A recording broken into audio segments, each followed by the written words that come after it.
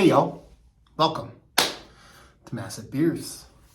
My name's Matt, and we do beer reviews and stuff here. We've been doing it for a while now. Usually not in an echoey environment like this, not optimal for beer reviews, but we're doing it because I'm moving out in the she shed and I want to do it out here.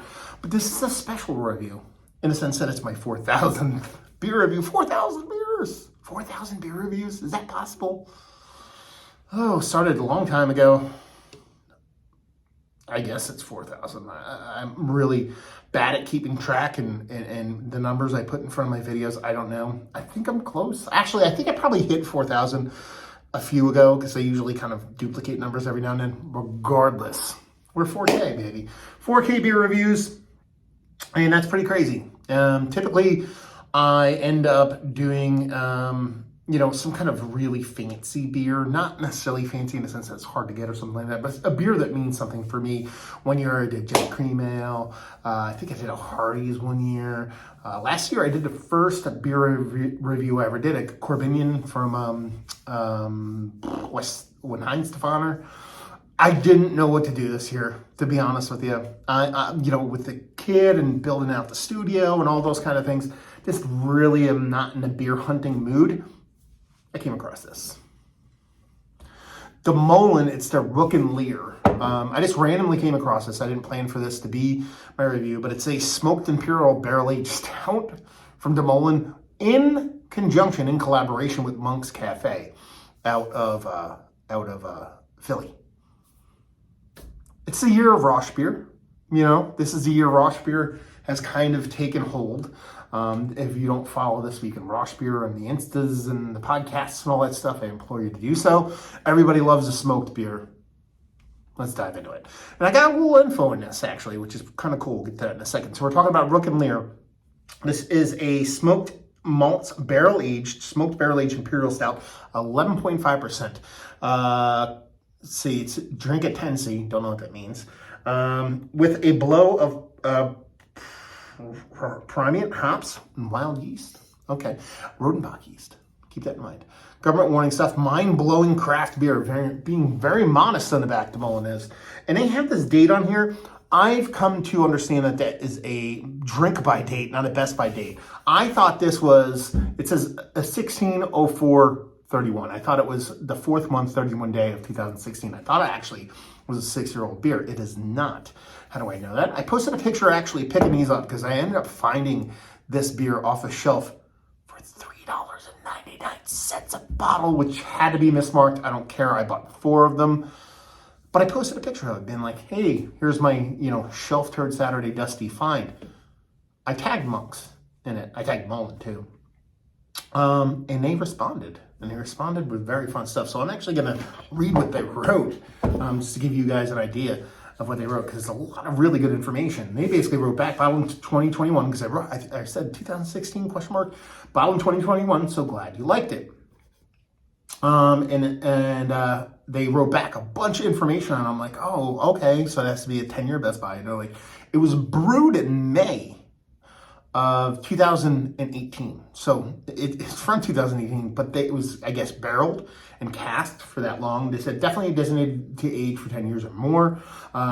Here are my reference notes on this. So they actually dug out the reference notes on the actual beer, which is really, really cool. It says brewed the first week, May 2018, Felicia and Tom and DeMolin staff brewers. 11.2 ounce bottle, smoked malts, barrel aged, 60% smoked malt, 100 kilos of total malt, double batch,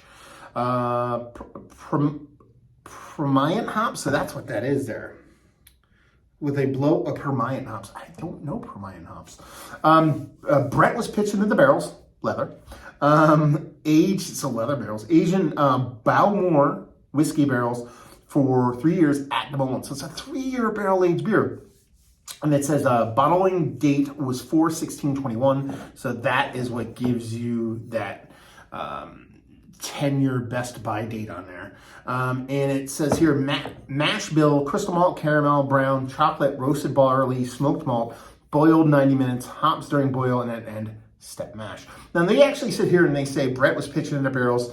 I'm 90% sure there's Rodenbach yeast in here. I would take Monk's word at it, but anyway, that's really good information actually get on a beer, so I'm kind of pumped to dive into it. Let's do it. I'm not going to read anything else. Do I have a bottle opener?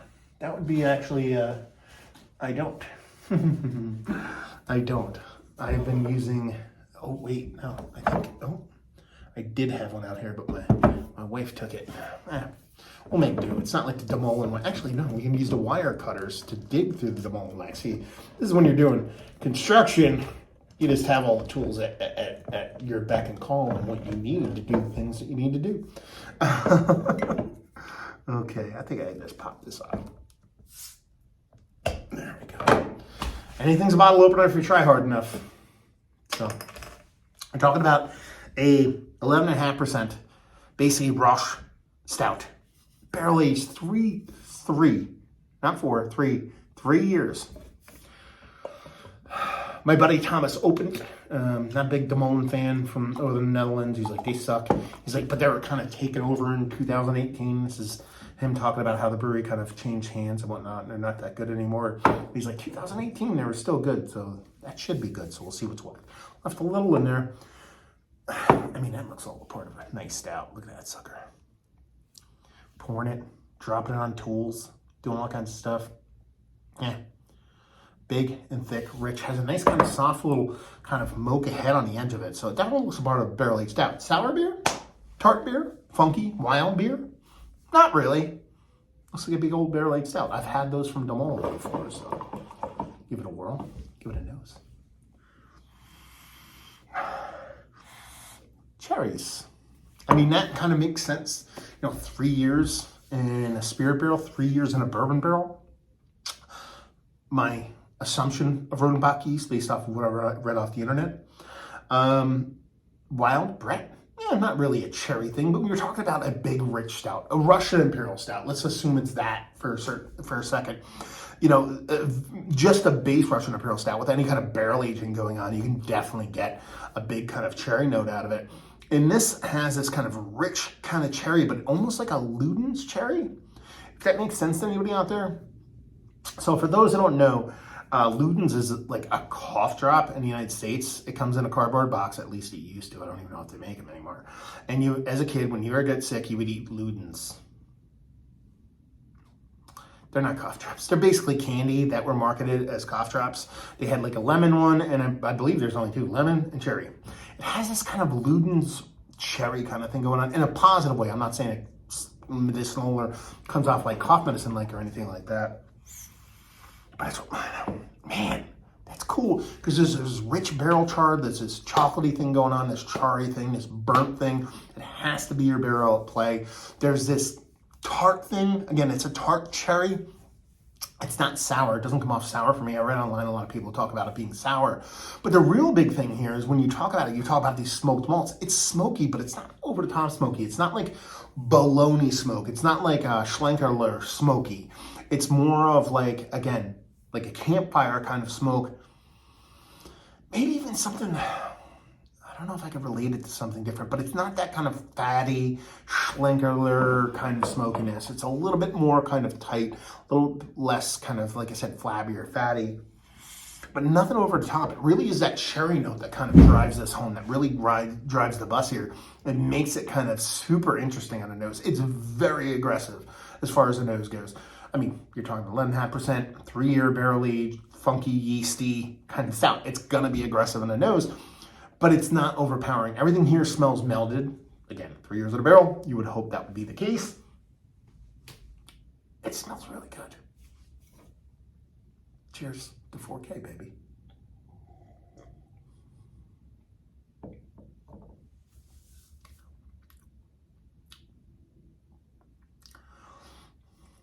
That's delicious.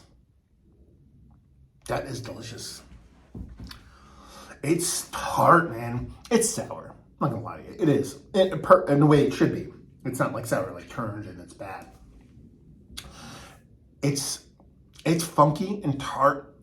There's a sourness to it. There's an acidity to it. There's a lactic thing to it that has a little bit of chutzpah to it. Very, again, leaning into it, Rodenbach-y. The way that cherry kind of melds with that tartness and sour. But if I'm gonna lean in anywhere, it's tart more than sour, even though sour does exist in the beer. That smoked element, that smoke maltiness, definitely bigger in the taste than it is in the actual mouth itself. Or bigger in the taste than it is in the nose, I meant. My wife texts me, so I get distracted for a second. And it's charry, very charry, very much kind of like cooking food over an open campfire. Like we take that campfire and go an extra level on it. You know, kind of like you overdid that hot dog kind of charriness a little bit, or that, you know, the marshmallow was on fire, probably a little bit too long kind of charriness, but in a very, very good way, because that marshmallow kind of analogy or relation kind of makes sense because there is a big vanilla component to it too. Barrel, spirit and barrel. You're getting that sweetness from the spirit. The barrel's bringing those vanilla notes and those vanilla vibes. And you end up with this like really, really cool kind of like charry vanilla thing when it comes to the kind of how the barrel comes off. When you combine that with a kind of tart kind of cherry note that I'm getting, again, spirit and probably a bit of that kind of yeasties kind of making that happen, you almost get like a super adulty, desserty thing going on. Like, when I say that, some people don't process what I'm trying to say. Super adulty, desserty is like undersweetened, because this is sweet, but it's not like 3-year-old 12% barrel-aged beer sweet. The tartness kind of helps keep that in check. But it's more of that, stuff you would find a fancy restaurant would serve you, like a French dessert that's sweet. It's desserty, but it's not overly Americanized sweet to where it's just like sweet on sweet on sweet on sweet for the sake of being sweet. That's not what this is trying to be, and that's not what it is. So it brings this kind of sweetness level to it, but it has this kind of maturity to it, this little bit more kind of, I don't know, aged to it. It kind of makes sense. I didn't expect to, I expected to like this beer. Listen, the Molen smoked, barrel aged, long time, in a barrel. It's kind of hitting a lot of things I dig on. I kind of view it as almost like a, what's the word? I was going to say an analogy again, but that's not the word I'm looking for. It's almost in step with kind of me. Maybe I'm being a little pretentious and thinking about that way, a little bit off, a little bit weird. Not everybody's going to like it. Some people think it's trash. But has, I learned some stuff. It's not all just one note, one direction, a little bit unique, while at the same time, a little bit more learned, for the lack of a better term. Jesus Christ, I'm reaching on this one. But back to the beer. I think this is fantastic. I drink this without knowing what it is. Do I call it a smoked beer?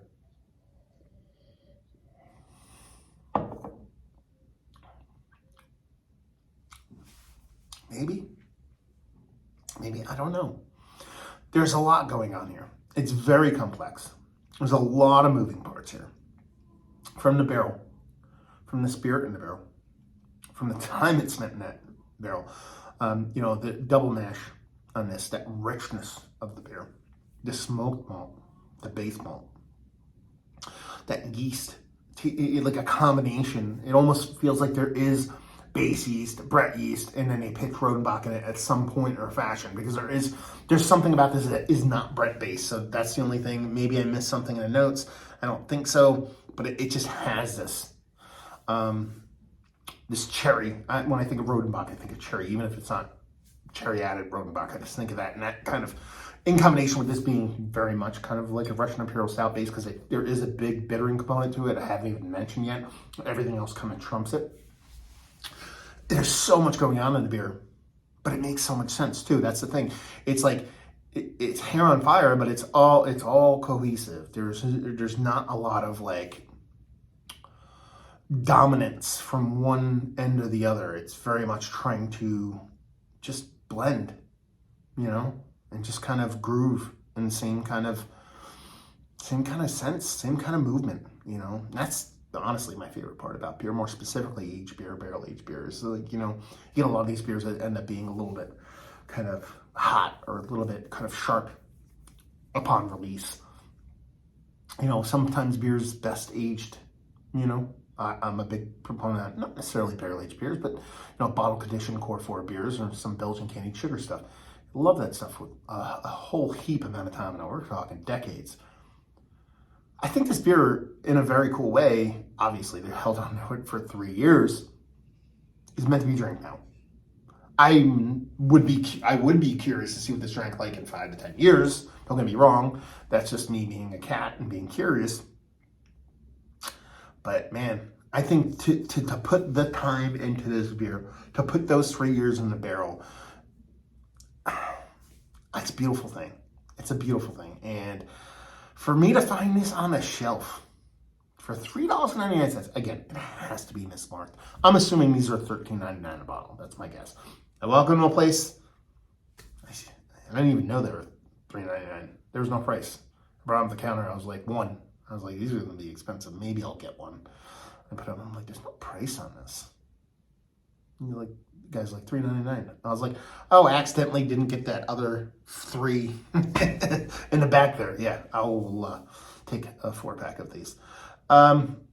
It's a great beer. And honestly, it couldn't have been a better choice for the 4,000th review. Like I said, I see a lot, and again, you know, you see what you want to see when it comes to these things, but I see a lot of myself in the beer. You know, seasoned, older, been doing this stuff for a while. Not everybody's cup of tea. But for the people that do dig the things that this beer does or the things that I do, they dig it. You know, this is the reason why I'm around for this long, you know, moving into this new kind of. That's why I really wanted to do it in a shed here. Not the best quality audio, a little bit echoey. But, you know, just kind of, you know, having, you know, going on a beer hiatus just to kind of reset myself as far as, you know, drinking beer and doing all those kind of things. Having my son and reprioritizing my life and doing all those kind of things. And I never not wanted to do this, but you know, also was like, what's the future hold? Where do I want to be when it comes to doing things like this? And you know what? I have a blast doing these things. And a lot of it has to do with y'all. You know, I don't know if I do 4,000 beer reviews if y'all don't watch and y'all don't, you know, comment and y'all don't do the things. It's like I'm from the South. I don't know why I'm a big y'all guy, but it is what it is.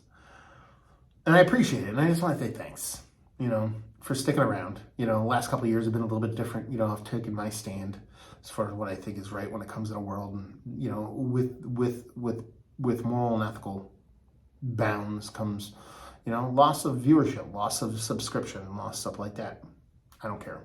You know, I'm always gonna stick out for what's morally and ethically cool and right and just, and keep on doing what I keep on doing. And you know, with me not commenting as much and as being so engrossed in Micah and family and stuff like that, to where I purposely just be like, I'm not commenting on stuff this week. I'm going to spend time with my family and then have y'all keep, you know, subscribing and watching and commenting is awesome. And I just want to say thank you very much from everybody that watches once a week, to everybody that sends off beer mails, that I've met in person, I've hung out, to I've chatted with, to all the other beer tubers, everything about it, man.